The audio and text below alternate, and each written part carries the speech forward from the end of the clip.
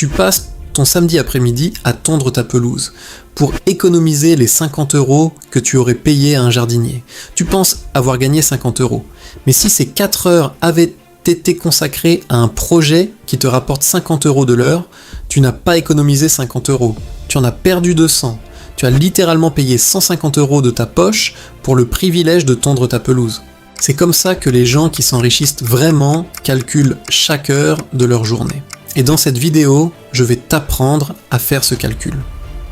Ce concept s'appelle le coût d'opportunité. Ce n'est pas ce que tu paies, c'est tout ce à quoi tu renonces en faisant un choix. Et une fois que tu l'as compris, tu ne regardes plus jamais ton temps, ni ton argent, de la même façon. C'est exactement pour ça qu'il faut comprendre la différence entre les tâches à 10 € et les tâches à 1000 €.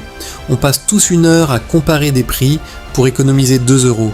On passe des soirées entières à réparer un appareil sans avoir les compétences nécessaires. Ou on passe 2 heures sur internet à comparer des télévisions pour économiser 30 €. Pendant ce temps, quelqu'un d'autre construit quelque chose.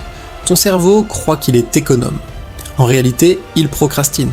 Ce sont des tâches à 10 €. Elles donnent l'illusion de l'économie, mais elles sont le frein principal à ton enrichissement. Les tâches à 1000 €, c'est autre chose.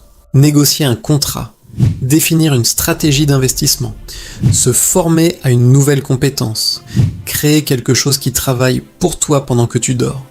On ne devient pas riche en économisant sur le café du matin. On devient riche en libérant assez de temps pour bâtir des systèmes qui travaillent à notre place. Alors comment appliquer ça concrètement ? Première étape, automatise tes finances. Programme tes virements et tes investissements le 1er du mois. Tu achètes des heures de stress mental chaque année, gratuitement. Deuxième étape, élimine le superflu. Moins tu possèdes d'objets inutiles, moins tu passes de temps à les ranger, les nettoyer, t'en inquiéter. Le minimalisme n'est pas une mode, c'est une stratégie d'efficacité. Troisième étape, investis dans ton éducation. Apprendre en 2 heures ce que d'autres ont mis 20 ans à comprendre par l'erreur, c'est le raccourci temporel le plus puissant qui existe. C'est acheter des années d'expérience pour le prix d'un livre. La question n'est pas « est-ce que je peux me permettre ça ?»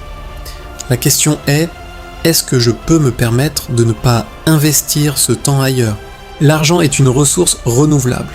Le temps ne l'est pas. Chaque fois que tu t'apprêtes à faire un choix important, pose-toi cette question. Cette décision va-t-elle me libérer du temps ou va-t-elle m'en enchaîner davantage ? La vraie richesse, ce n'est pas d'avoir les moyens d'acheter n'importe quoi. C'est d'avoir le contrôle total de son emploi du temps. Dis-moi en commentaire quelle est la tâche à 10 € que tu vas arrêter de faire dès aujourd'hui pour te concentrer sur ce qui compte vraiment. Prends soin de tes finances. À bientôt.